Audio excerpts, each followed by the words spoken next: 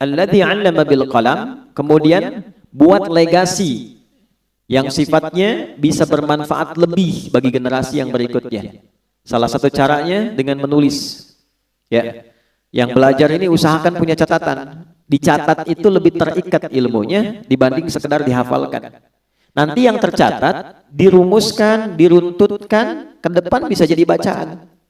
Walaupun orangnya sudah tidak ada, meninggal misalnya, tapi kitabnya masih ada, maka disitulah kemudian namanya akan abadi.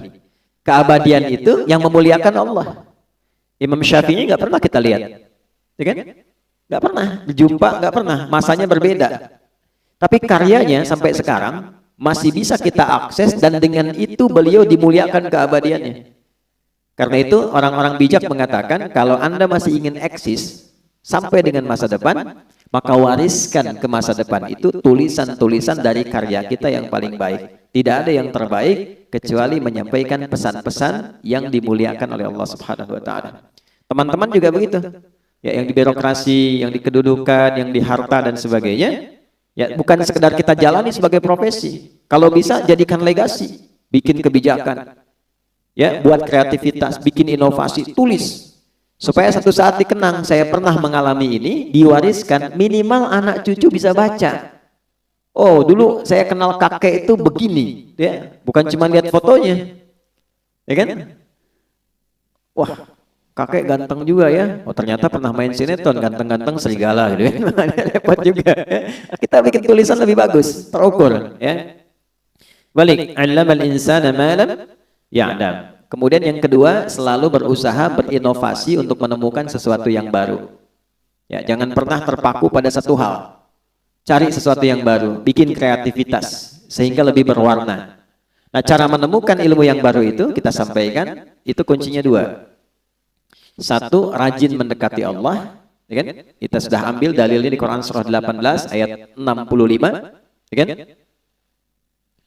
Fawajada 'abdan min ibadina atainahu rahmatan min 'indina wa 'allamnahu min ladunna ilma. Khadir yang dimaksud di situ. Abdan itu sifat bagi orang yang rajin ibadah. Nah, biasanya ini catat rumus ya. Ini saya belum pernah kasih rahasia nih, tapi pagi ini rahasia di antara kita nih. Kita bagi dikit nih. Jadi di Quran itu nabi saja itu panggilannya itu dibagi 3 oleh Allah. Oke?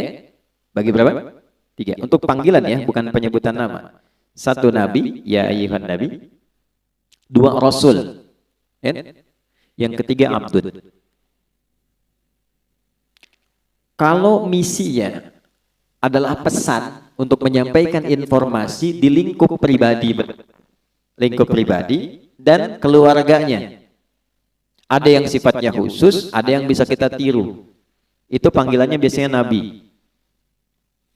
Tapi kalau sifatnya informatif untuk semua, formatnya semua akses, itu rasul. Jelas? Tapi kalau disebutkan sifat ibadah beliau yang demikian tinggi, itu panggilannya abdud. Menariknya, tidak ada satupun nabi dalam Al-Quran yang disebutkan kata abdud kecuali bersanding dengan keistimewaan. Ya. Pokoknya kalau sudah abdud pasti nikmat, ni'mal abdu innahu, dan seterusnya. Ya. Nabi Muhammad itu saat diundang Isra dan Mi'raj, hal tertinggi yang belum pernah dialami para nabi dan rasul sebelumnya, itu panggilannya bukan rasul, bukan nabi, tapi abdun. Subhanalladzi asra bi abdihi, bukan bi rasulihi, bukan bi nabihi. Jadi ternyata Allah naikkan derajat kita itu, ditambah gitu, itu saat kita menghamba. Makanya sering saya katakan, kalau kita rajin sujud menunduk, Allah pasti mengangkat. Tapi kalau orang banyak mengangkat, Allah pasti tundukkan itu.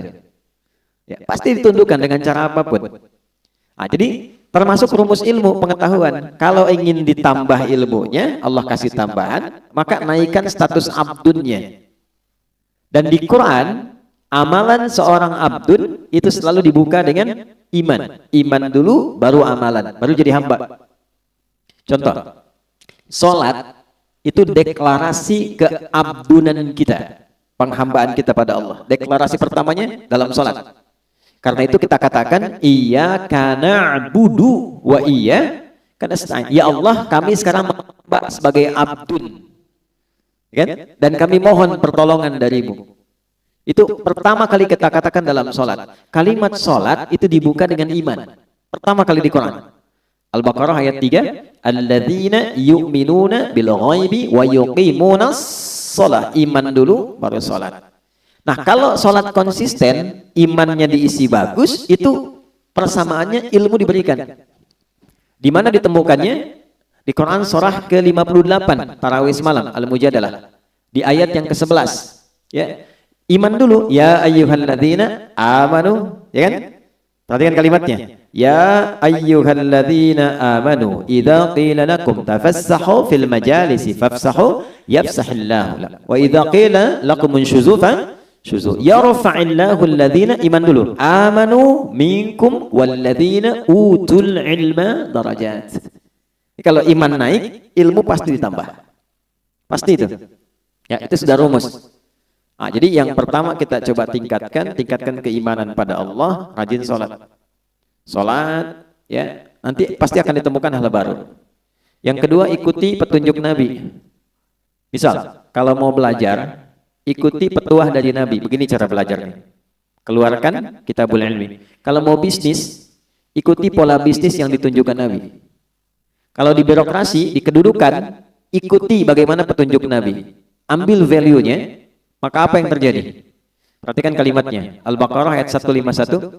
Kama arsalna fikum rasulan minkum yatlu alaikum ayatina wa yuzakkikum 2 wa yuallimukumul kitaba 3 wal hikmata 4 5 wa yuallimukum ma lam takunu ta'lamun.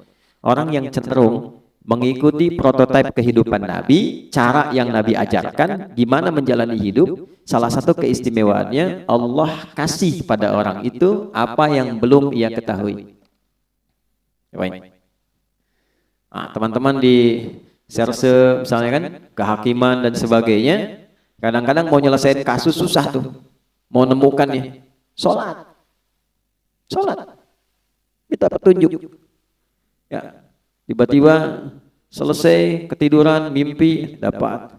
Tiba-tiba dapat pencerahan, kemana arah. Itu bisa terjadi. Di bisnis begitu. Ya, begitu diikuti polanya, Abdurrahman bin Auf tuh dari mana sih modal pakaian datang ke Madinah. Dalam 3 tahun kok jadi orang kaya, kemudian valuasi hartanya di awal sampai 923 miliar dolar.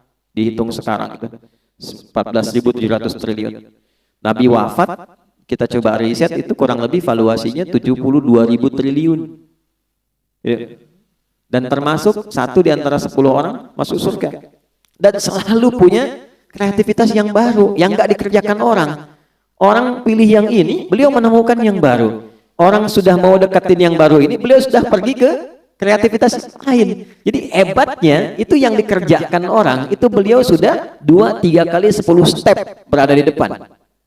Ya, jadi bikin kreativitas baru, punya inovasi, orang belum ada. Begitu orang ngikutin, ini sudah mengerjakan yang baru lagi. Jadi pantas jadi yang paling unggul di bidangnya. Khalid bin Walid di militer begitu, selalu punya strategi baru. Ya, bayangkan. Ya. Kebayang nggak? Belum saya ceritakan. Ini melawan Persia coba. Pasukan ratusan ribu, 100.000 pasukan. Beliau cuma bawa 10.000. Itu menemukan strategi baru. Jadi ada seorang di barat itu sampai kemudian meriset bagaimana seorang Khalid itu bisa menjadi jenderal paling unggul di lapangan. Itu dilihat gitu. Dan itu terjadi utamanya setelah masuk Islam.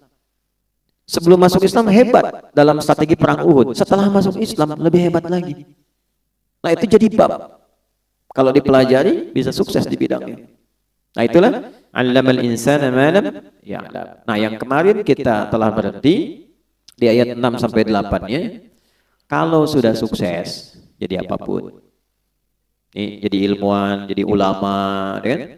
Pebisnis kaya, kedudukan jadi jabatan, jadi jenderal, macam-macam birokrasi udah jabatan tinggi. Kalla, jangan pernah terjadi. Innal insana la yatgha. Jangan pernah terjadi munculnya potensi-potensi menyimpang bersikap berlebihan. Ar-ra'ahu istaghna, karena sudah merasa lebih dari sebelumnya. Karena pasti peningkatan sesuatu akan merubah karakter dan gaya hidup. Bab gaya kan sering saya ulang begitu, F1 sama dengan F2, dikonfirmasi di fisika. Metafisik itu dengan fisika dekat. Ya, orang kalau gayanya pelan, nggak kedengaran pukulannya. Tapi kalau kencang, bunyinya kencang. Ya, sama, harta kan sering saya katakan, kalau masih punya 10.000, masih bisa dibagi dua. Nah, makan yuk apa dia? Ayo, di mana? Warung Jackie Chan depan, ya bisa. Ya. Makan 10.000 tuh, berangkat sama Ihsan. Begitu nyampe sana, Ihsan bilang, aduh saya nggak bawa uang. Tenang, kita bagi dua nih, 10.000 bagi dua. Tapi ketika Mus'ab sudah punya 1 miliar, bisa nggak bagi dua sama Ihsan? Belum tentu, karena sudah berbeda, kualifikasi sudah lain, itu merubah. Jadi bawaan sudah beda, wibawa sudah lain, karakter sudah tidak sama. Normal, nggak apa-apa. Quran bilang nggak apa-apa. Yang dijaga itu jangan berlebihan.